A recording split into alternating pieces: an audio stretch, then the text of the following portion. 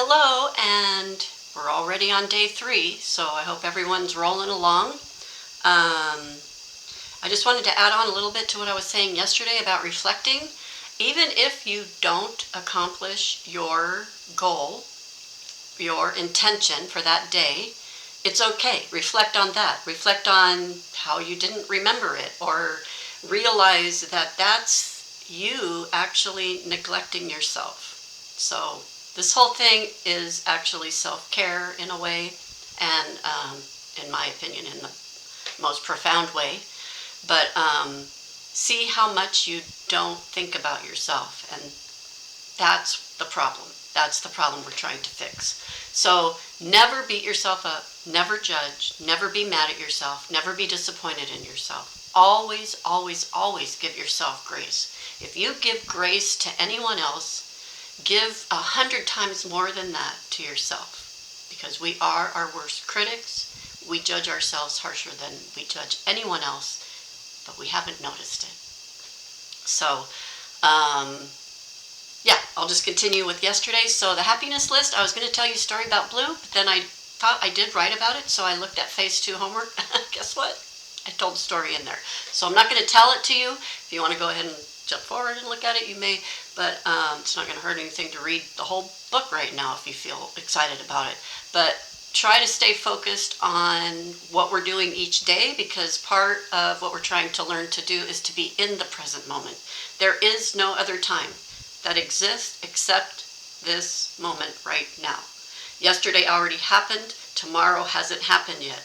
You aren't living when you're thinking about your past. You aren't living when you are thinking about the future things that might happen, or I'm going to. That takes the sands in the hourglass. They keep falling, even though you're sitting there thinking about yesterday or tomorrow. So this is part of where the happiness is and the peace. It comes when you're living in the moment of what you're doing in that moment. So don't beat yourself up ever, ever, ever, ever. Just going to say that a lot, but don't do it. Don't. I found out I was my worst critic and didn't even know it. So, part of the journey. This happiness list the purpose is to start looking at yourself and seeing yourself. This self-discovery, it's going to come slowly, and some of you may feel discouraged that you don't know yourself as well as you thought you did, and that's okay. It's never too late. This kind of journey, it's never too late to start it. So be proud that you got the book and you wanted to do the course with me, and you're doing it, because I can't even have chills thinking about how different your life's going to be by the end of this. And really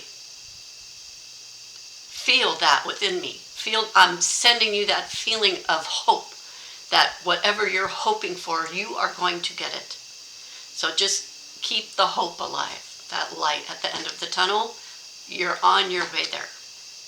So the happiness list, you're just thinking about things that make you happy. And in the moment, you might sit and think, what makes me happy? And you might not be able to think of anything.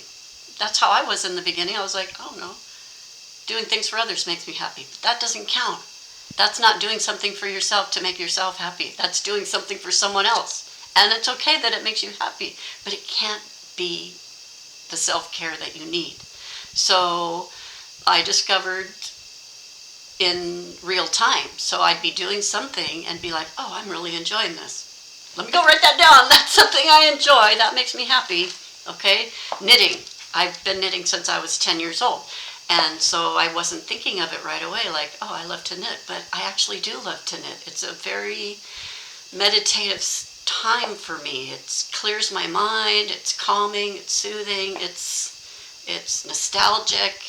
I'm proud when I knit, because I taught myself how to knit. I don't even read patterns. I mean, I can, but I prefer to create. I prefer to see something and go, I think I can make that, and then make it. That's fun to me. So things like that. That's the kind of things you're looking for, because in the tougher times down the road, you're going to need these things of yourself so you don't beat yourself up. because you're probably going to be a little bit mad at yourself or disappointed that you didn't think of these things on your own, but it's okay. All of society is designed to keep us from these actions. So let me keep moving on. The Who Am I exercise. Again, you're not going to do this every single day. This is an exercise that you're going to do once within these first 10 days. And you're going to think about who you are. Who am I? Who am I? And I think when I did it, I wrote, I'm a mother, I'm a sister, I'm a daughter, I'm an aunt, I'm a friend, I'm a volunteer, I'm a teacher. Like, it was things like that. And then I realized that those were just labels that were my relationships with other people. That's not like the core biological DNA of who I was meant to be. It wasn't those things. Every other woman is at least one of those things. So like, what's my uniqueness? So then I started thinking about how I'm kind and I'm generous and I'm friendly and I'm open and I don't fight and I don't argue, and I didn't put anything negative. Try not to put anything negative. And if you start saying, oh, I'm not this and I'm not that, don't write those either. Only be able to say, I am. So you may be like me and have a very short list because you've never really thought about who you are. And again, you may start the list and then, I have an itch, sorry.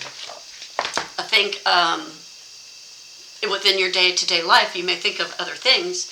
Go ahead and then add them to the list. These lists are ongoing. So the happiness list and this list, just keep it going.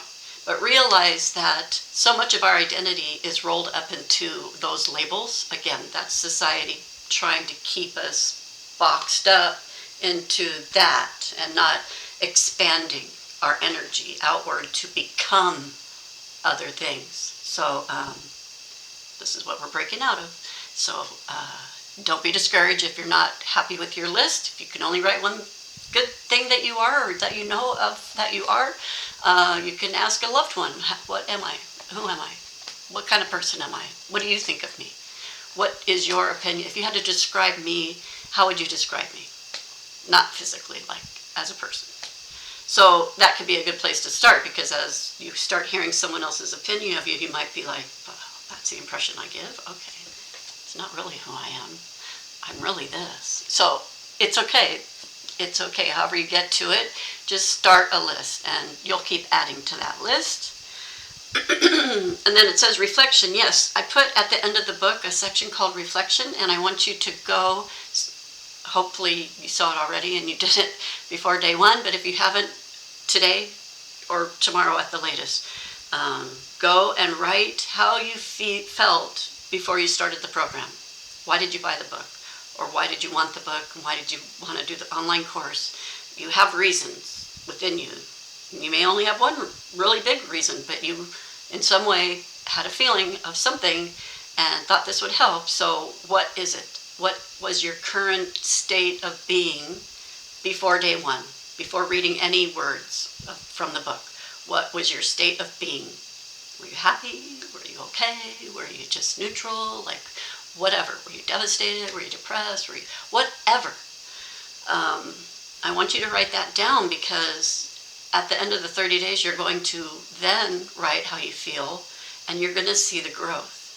You may not feel the growth. It's such baby steps we're taking in this book that you may not actually feel the growth, except for the few times that something happens and you'll be like, oh, I did it. But because we're changing thoughts, it's something we're not even aware of. We're not aware of our thoughts. So first, we have to become aware of our thoughts and feel what it feels like to be aware of our thoughts. So you may not notice growth, but writing how you felt before you started and then how you feel at the end of the 30 days will definitely show you your growth. And that's all you ever want, is growth. You don't need to expand to the ultimate. Like, we're not all trying to ascend to God in 30 days. We can't. So, but we can start our path of why we're meant to be here. And it starts with that. And the reflection is to help you see the growth, even if you don't feel like anything changed in the 30 days when you get to the 30 days. It's already been 10 minutes, so I'm going to do another day. Tomorrow I'll talk about the writing exercise because there is a lot to say about it. It's not just as simple as it looks. There's a lot going on within your thinking as you're doing the writing exercise. So again, I'll say see you tomorrow. Do today. Be happy for what you do today. Whatever happens, be proud of yourself for doing it. If it doesn't happen, forgive yourself and say, I'll be better. That's it. So I'll see you tomorrow.